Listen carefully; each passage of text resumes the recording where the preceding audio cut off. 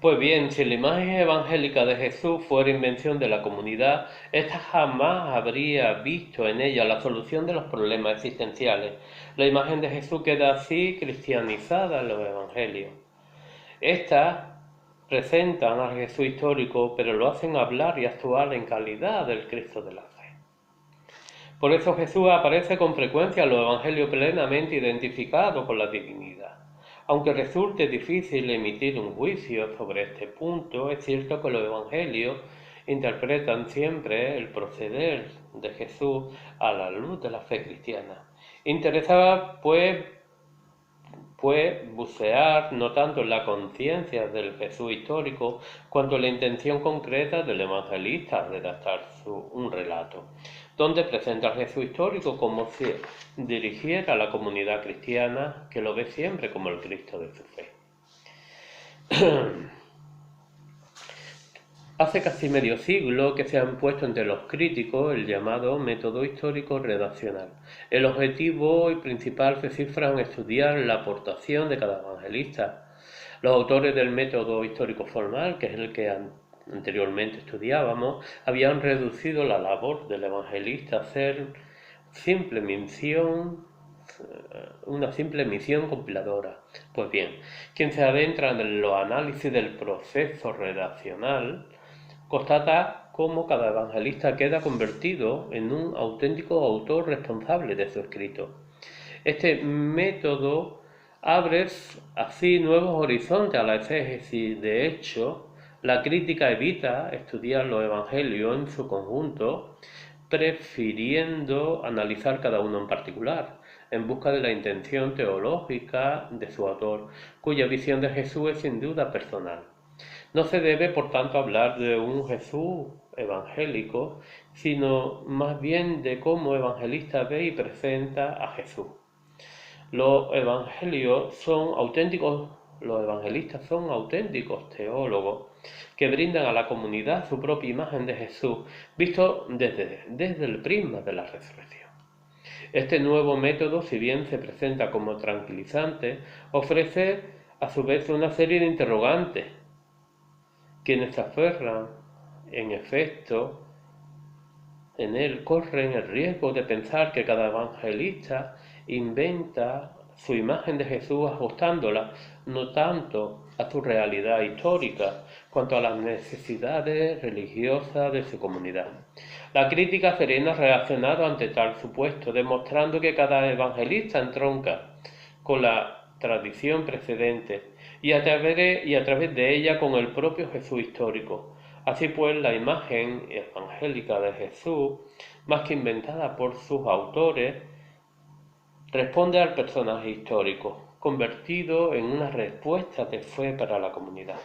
Interesa, pues, por una parte valorar la aportación de cada evangelista, afianzando por otra la tesis de que Jesús de Nazaret sigue presente en los relatos, donde su figura no viene deformada, sino ajustada tan solo a las inquietudes de los primeros cristianos. El Evangelio puede ser entendido de doble manera, como obra escrita, como mensaje revelado. En este sentido, solo puede hablarse de un Evangelio, es decir, de un mensaje visto por 4 autores.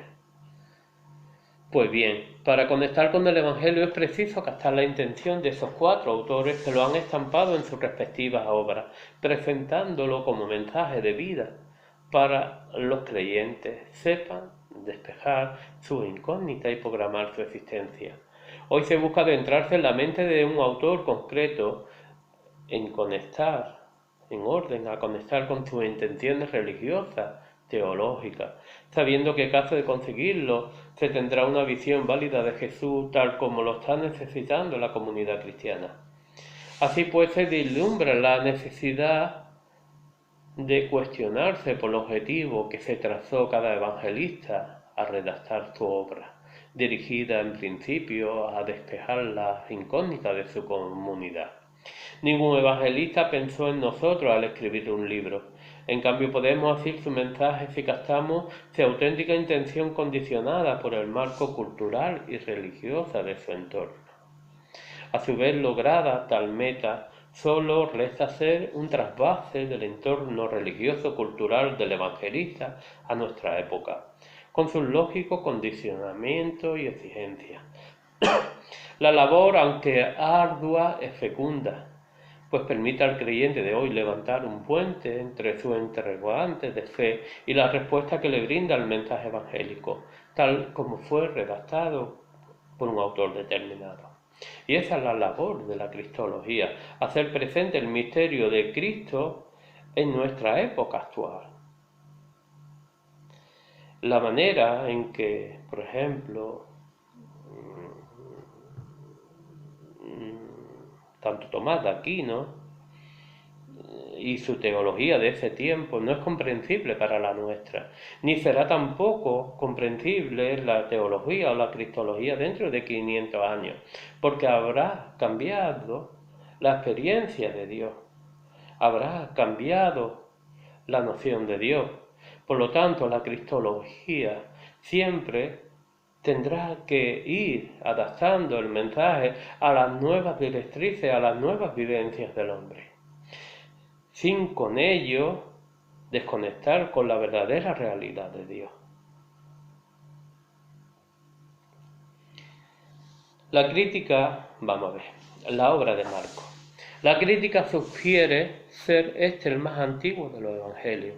El autor presenta su obra como un evangelio que abarca del bautismo de Jesús hasta la orden dada a los discípulos, tras la resurrección de trasladarse a Galilea. El resto del libro es un apéndice añadido por un autor posterior. Esto quiere decir que el relato de Marcos, en un primer momento no aparecían las apariciones de Jesús resucitado.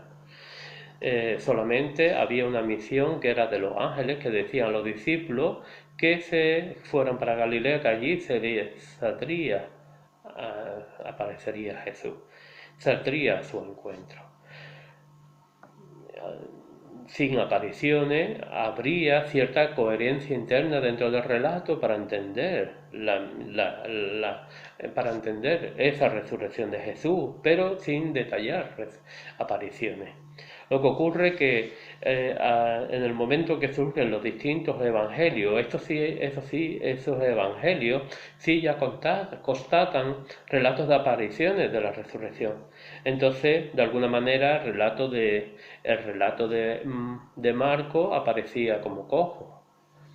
Eso es lo que hizo que otro autor agregara ciertos versículos al texto, dándole otro final, y esos pequeños versículos fueron cogiéndolos de restos de partes de los otros evangelios.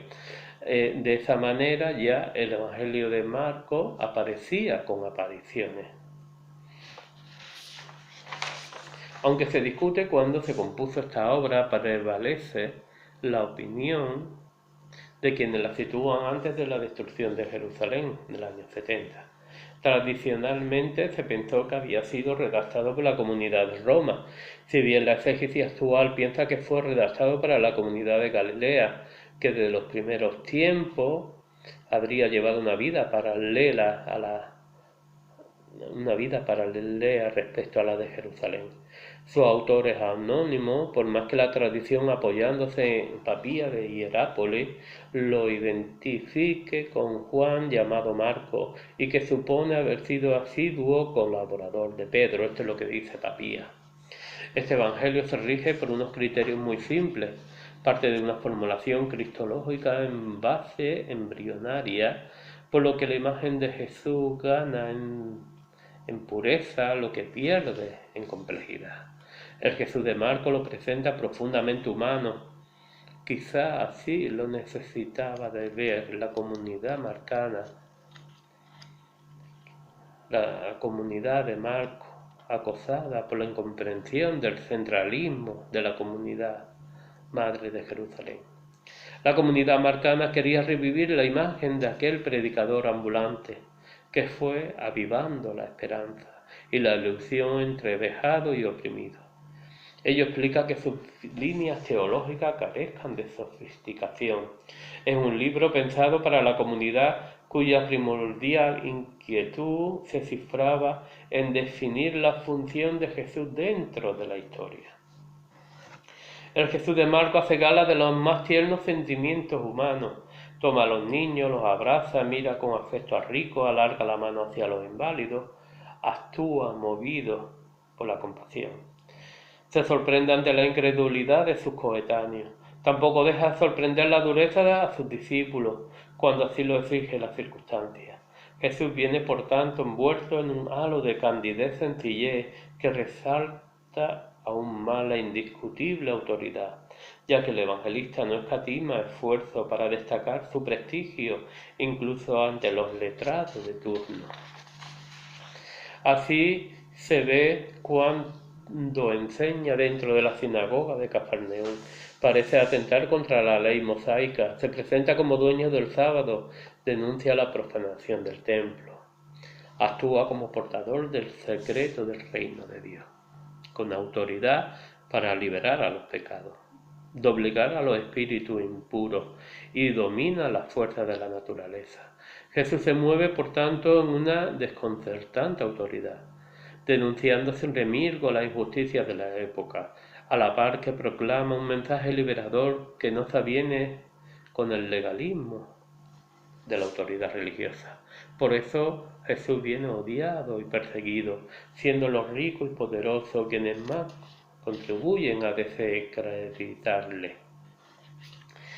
Siempre se ha llamado la atención de que Jesús de Marcos ponga tanto afán en mantener oculto su mesianismo. Solo al final parece admitirlo. Jesús les dijo, esto ya en los relatos de la pasión: soy yo, y veréis al Hijo del Hombre sentado a la diestra del Todopoderoso y venir entre las nubes del cielo. Incluso la profesión de fe de Cesarea queda confusa la identidad mesiánica. Esto de tú eres Pedro y sobre esta piedra edificaré mi iglesia, pero esto se te ha revelado por el Espíritu Santo. Esto ha contribuido a que la crítica atribuya un secreto mesiánico al Jesús de Marcos, que más de una vez prohíbe a sus discípulos toda campaña mesiánica. Se han buscado muchas respuestas al respecto. Quizá todo esto se deba al hecho de que cuando el evangelista redacta su obra estaba a punto de estallar la revuelta de los judíos contra Roma. Pues bien, en caso de acordar Jesús reivindicaciones mesiánicas, muchos podrían llamarse engaño, dado que en aquel momento cundía una epidemia del mesianismo político. Pero ahí está hablando, esto hay que verlo, el evangelista está hablando de su tiempo. En ese tiempo sí existía un mesianismo político. Pero el mesianismo, como hace otras veces, ha llevado la problemática de su tiempo, de su comunidad, la ha llevado al tiempo de Jesús. Y esto se ve clarísimamente en el relato de Juan, cuando, por ejemplo, cuando dice en el relato de Juan que los discípulos son expulsados de la sinagoga por creer en Jesús. Esto no es histórico, es un dato teológico.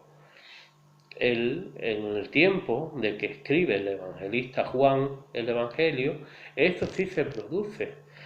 Lo que ocurre es que esa problemática, que es de los tiempos de la comunidad de Juan, es trasladada al momento histórico de Jesús, como si en ese momento histórico hubiera ocurrido de hecho, pero de hecho nunca ocurrió.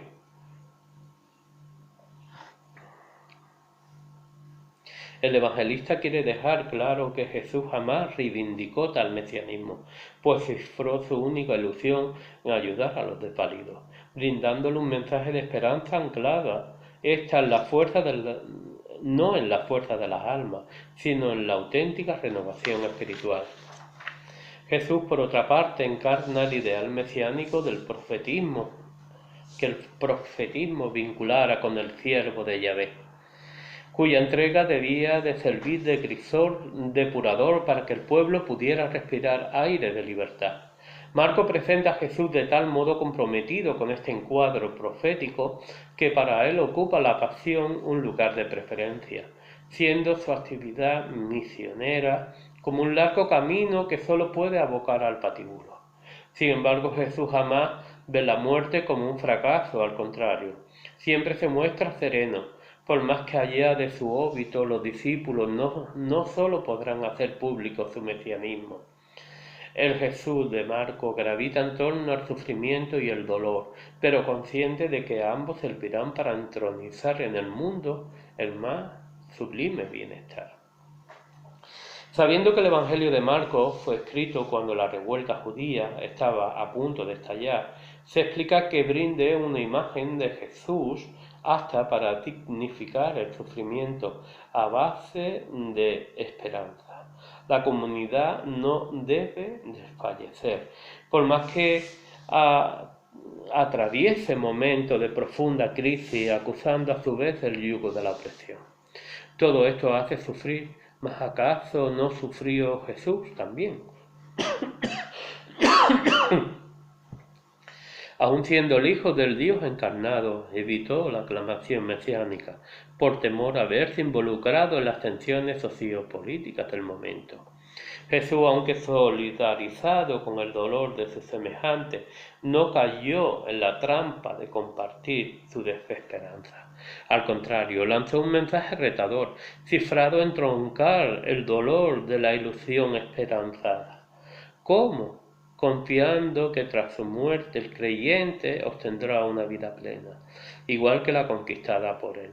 Así es como el Jesús de Marcos, convertido en el Cristo de la fe para la comunidad, ayuda a mantenerse fiel ante una situación crítica, donde todos corren el riesgo de sucumbir a causa del dolor.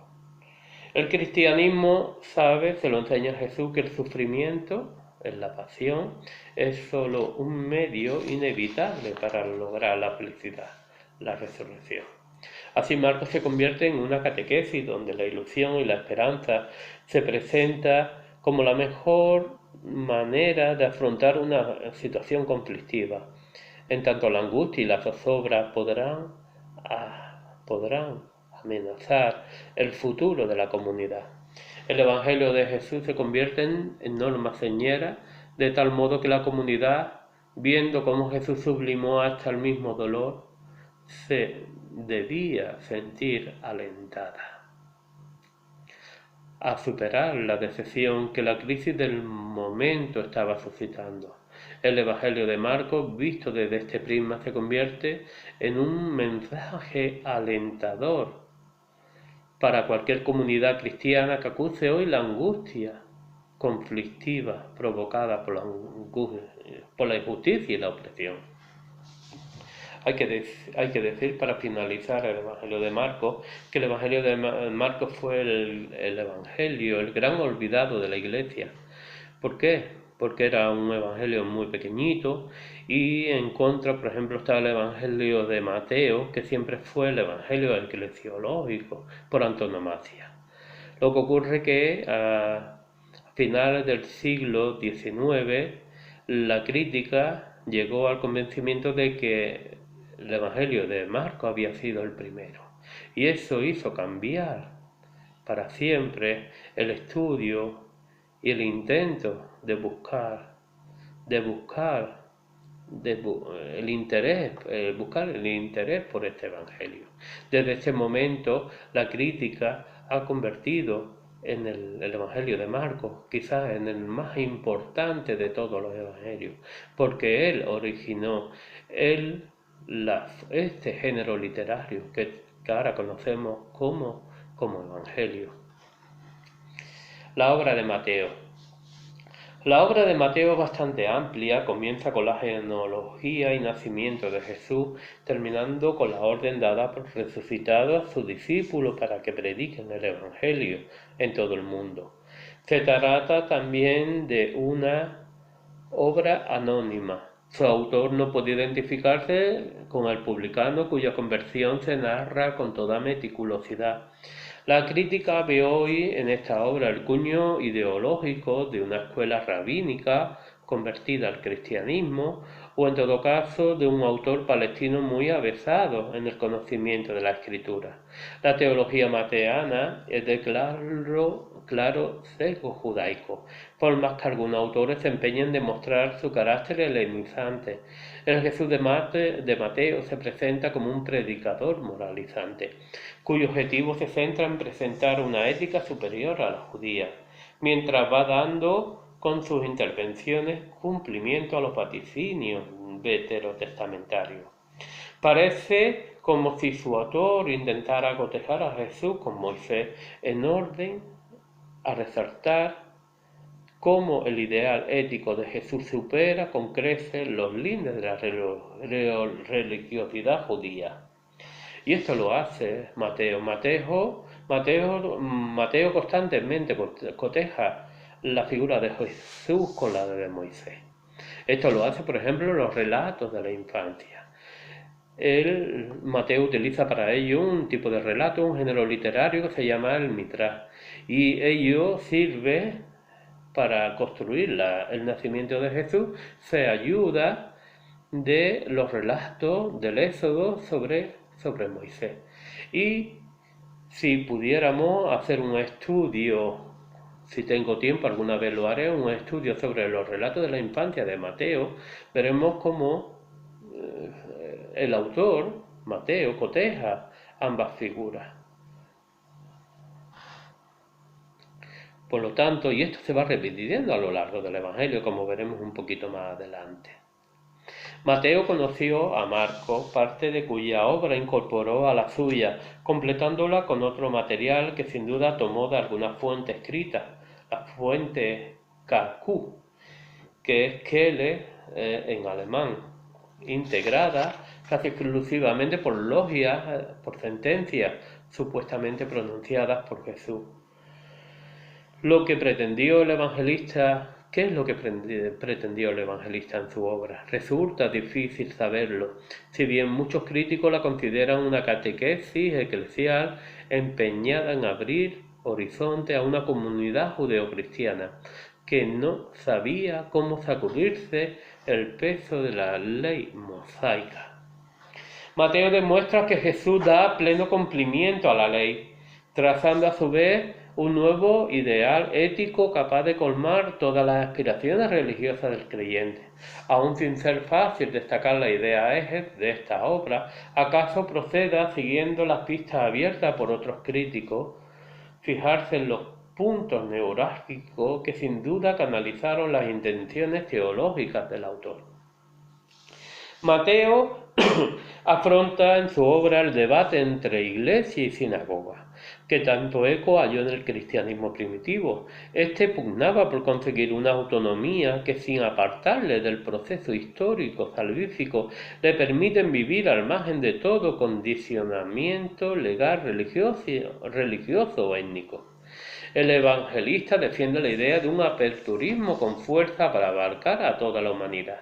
Por eso se supone que Jesús jamás se dejó condicionar por los imperativos racistas del judaísmo, alentando a cuantos respiraban angustia y congoja. Jesús garantizó estar presente donde dos o más se reúnen en su nombre, sin que importe la raza o la condición. Incluso ya al nacer el paganismo, representado por los magos, quedó invitado a beneficiarse de su programa liberador. En este sentido, Mateo se presenta como un ataque frontal a todo enfoque partidista empeñado en restringir a la comunidad cristiana a cuantos procedían del judaísmo. El evangelista brinda una catequesis eclesial pensada para quienes desean compartir el proyecto de vida trazado por Jesús, cuyo máximo anhelo se cifró en cumplir cuanto los profetas asociaron con el reino mesiánico. Jesús viene presentado pues como líder indiscutible de la comunidad eclesial, que se sitúa más allá del particularismo judío para abarcar a cuantos comparten la esperanza de un reino mesiánico donde el amor y la comprensión suplan a la ley del temor. La nueva comunidad se cimentará, pues, sobre la base de una convivencia armónica, no condicionada por ningún perjuicio étnico religioso. Mateo rompe así los módulos impuestos por la tradición judía, esbozando una visión eclesial abierta a cuantos comparten la inquietud de Jesús, cuya vida se centró en superar las barreras de la ley y para instaurar la égida de amor. No puede negarse que Mateo, de alguna manera, contrapone la obra de Jesús a la de Moisés. ¿Acaso sea excesivo suponer que su evangelio presenta 5 secciones en claro contraste con los 5 libros del Pentateuco? Más bien, diríamos que su autor brinda la imagen de un Jesús legislador cuya ley es mucho más sublime que la mosaica. Es quizás en el Sermón del Monte donde se encuentran los elementos básicos de la legislación evangélica. Esta, aunque en apariencia repudie el antiguo rigorismo, es a la postre mucho más exigente, ya que contiene preceptos imposibles de cumplir. Y esto lo vemos, por ejemplo, en la carta a los Corintios, capítulo número 13, cuando hablamos del amor. Estos son preceptos imposibles de cumplir. Y eso precisamente lo pone Pablo ahí, para que nosotros no nos gloriemos de cumplir, no nos gloriemos de hacer las obras. Esos preceptos están ahí y nunca se podrán llegar a cumplir. De esa manera siempre estaremos pidiéndole fuerzas a Dios. No nos podemos gloriar de nuestras obras. Por eso está así escrito. Mateo es consciente de que la comunidad eclesial ha heredado los privilegios del antiguo Israel, teniendo para ello la obligación de proseguir el proceso histórico salvífico que Dios instaurará para liberar al hombre. Ahora bien, el nuevo Israel, es decir, la Iglesia, jamás deberá abocar a un planteamiento anárquico, por lo que Mateo traza unas líneas de actuación donde aflora la autoridad como último recurso ante situaciones conflictivas, apareciendo con toda nitidez el carácter jerárquico de los apóstoles y sobre todo el de Pedro. Tanto que algunos críticos ven en Mateo un esbozo de catolicismo eclesial, ya que su organigrama estructural se apoya en la autoridad de los apóstoles, recabando Pedro una primacía indiscutible.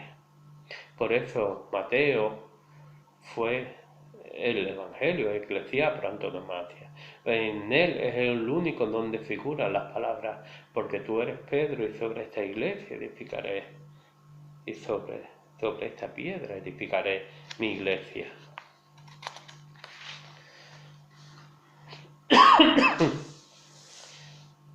En esta obra afloran pues las pistas necesarias para que la comunidad cristiana llegue a definirse frente a un mundo hostil, donde los judíos intentaban frenar su impulso, mientras los paganos la miraban con recelo y desprecio.